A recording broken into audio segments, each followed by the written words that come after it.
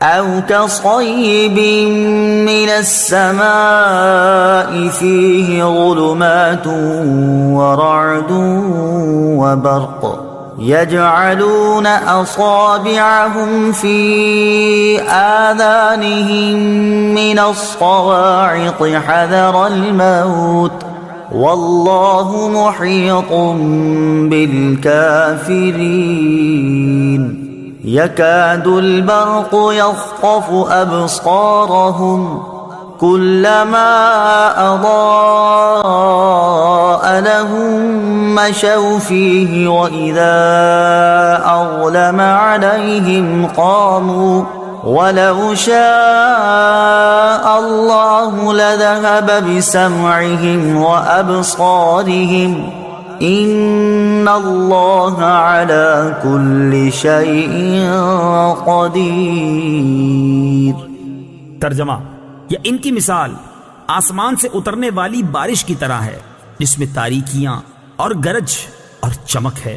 یہ زوردار کڑک کی وجہ سے موت کے ڈر سے اپنے کانوں میں انگلیاں ٹھونس رہے ہیں، حالانکہ اللہ کافروں کو گھیرے ہوئے ہے۔ بجلی یوں معلوم ہوتی ہے کہ ان کی نگاہیں اچک کر لے جائے گی۔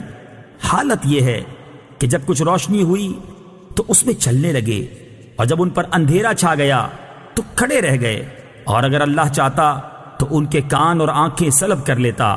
بے شک اللہ ہر شے پر قادر ہے۔ او کصیب من السماء، یہ جیسے آسمان سے بارش۔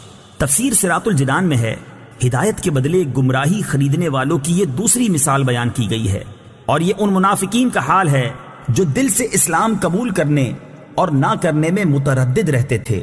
ان کے بارے میں فرمایا کہ جس طرح اندھیری رات اور بادل و بارش کی تاریکیوں میں مسافر متحیر ہوتا ہے، جب بجلی چمکتی ہے تو کچھ چل لیتا ہے، جب اندھیرا ہوتا ہے تو کھڑا رہ جاتا ہے، اسی طرح اسلام کے غلبے اور معجزات کی روشنی اور آرام کے وقت منافق اسلام کی طرف راغب ہوتے ہیں، اور جب کوئی مشقت پیش آتی ہے تو کفر کی تاریکی میں کھڑے رہ جاتے ہیں اور اسلام سے ہٹنے لگتے ہیں۔ اور یہی مقام اپنے اور بیگانے، مخلص اور منافق کے پہچان کا ہوتا ہے۔ منافقوں کی اسی طرح کی حالت سورہ نور آیت نمبر 48 اور 49 میں بھی بیان کی گئی ہے۔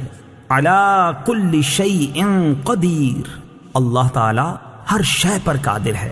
تفسیر صراط الجنان میں ہے، شے اسی کو کہتے ہیں جسے اللہ تعالی چاہے اور جو مشیت یعنی چاہنے کے تحت آ سکے۔